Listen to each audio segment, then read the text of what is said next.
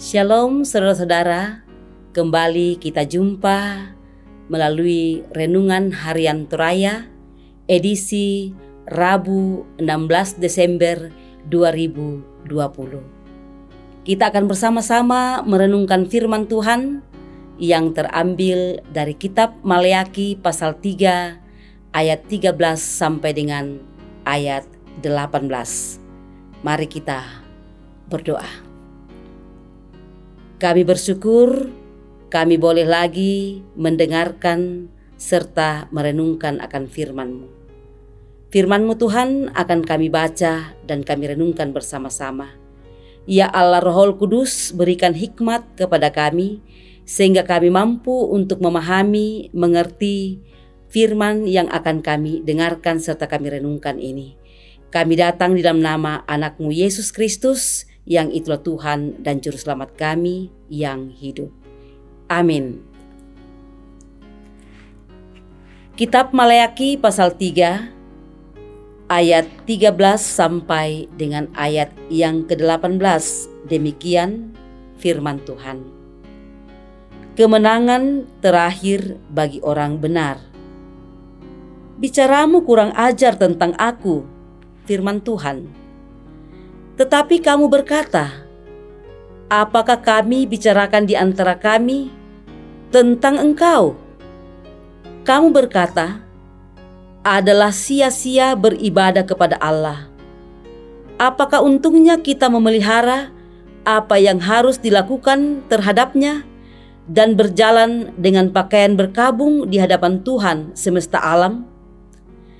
Oleh sebab itu kita ini menyebut berbahagia orang-orang yang gegabah. Bukan saja mujur orang-orang yang berbuat fasik itu, tetapi dengan mencobai Allah pun mereka luput juga. Beginilah berbicara satu sama lain orang-orang yang takut akan Tuhan. Tuhan memperhatikan dan mendengarnya. Sebuah kitab peringatan ditulis di hadapannya bagi orang-orang yang menghormati namanya. Mereka akan menjadi milik kesayanganku sendiri, firman Tuhan semesta alam. Pada hari yang kusiapkan, aku akan mengasihani mereka sama seperti seseorang menyayangi anaknya yang melayani dia. Maka kamu akan melihat kembali perbedaan antara orang benar dan orang fasik, antara orang yang beribadah kepada Allah dan orang yang tidak beribadah kepadanya. Amin firman Tuhan. Kita akan merenungkan firman Tuhan ini dalam sorotan tema menjadi milik kesayangan Tuhan. Mendadi mana nakaboroi puang. Saudara-saudara, sampai saat ini masih banyak orang Kristen yang tidak pernah mengindahkan yang namanya beribadah. Malahan tidak jarang yang mengucapkan kata-kata kasar jika dinasihati. Menganggap ibadah tidak ada gunanya. Mereka rugi jika beribadah. Bahkan mengatakan bahwa beribadah atau tidak beribadah sama saja. Benarkah saudara-saudara tidak ada perbedaan antara orang yang beribadah dengan orang yang tidak beribadah? Saudara-saudara, firman Tuhan yang kita baca hari ini menegaskan perbedaan antara orang yang beribadah dengan yang tidak beribadah. Orang yang tidak suka beribadah menganggap ibadah itu adalah hal yang sia-sia. Jangankan mengucapkan kata-kata kasar di hadapan manusia, di hadapan Tuhan pun mereka tidak takut. Orang yang tidak suka beribadah dan berpendapat seperti itu disebut sebagai orang yang kurang ajar. Ayat yang ke-13 berikut pembacaan kita. Bisa saja karena kemujuran mereka disebut sebagai orang bebas dan sukses. Namun bagi Tuhan, mereka tidak berguna. Lain halnya dengan orang yang mengindahkan ibadah kepada Tuhan. Mereka selalu merasakan dan menikmati penyertaan Tuhan.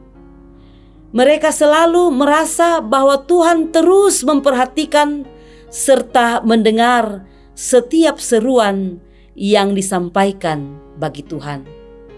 Bahkan mereka disebut milik kesayangan Tuhan.